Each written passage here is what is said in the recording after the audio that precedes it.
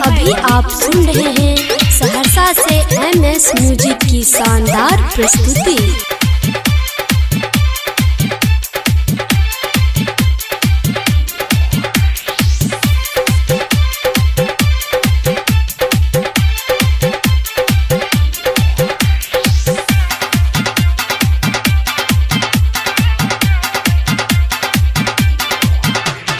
तोहर जवानी देखी मन पन पनाइया, तोहर जवानी देखी मन पन पनाइया, सगर बदन हमर कनकनाइया, चोली के चीज लागो फूले फूले, किया छोरा सब कहो तोरा हुले हुले, किया छोरा सब कहो तोरा हुले हुले, किया छोरा सब कहो तोरा हुले हुले।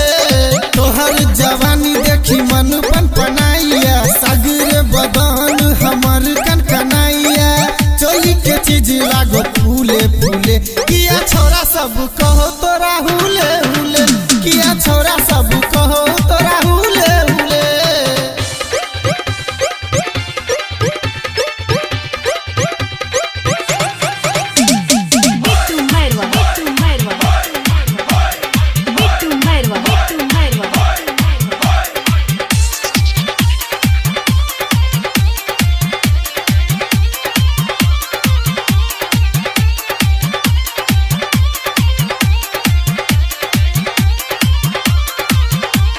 कुकुर के संग बुच्ची घूमल घुरई छे, शहर सिनेमा बुच्ची देखे आबै छे, देख पगला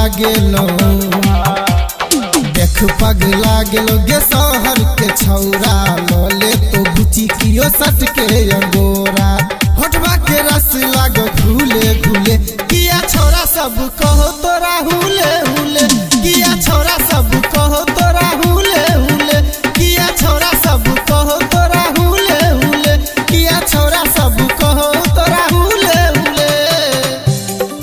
अभी आप सुन रहे हैं सहरसा से MS म्यूजिक की शानदार प्रस्तुति।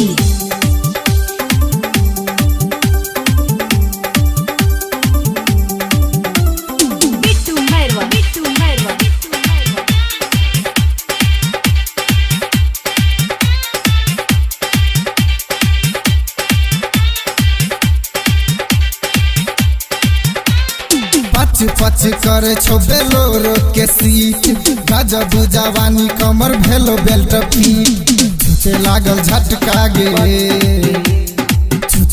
झटका गे बॉडी में करेंट छो, लहंगा तोहर बुच्ची और ऑर्केस्ट्रा के टेंट छो,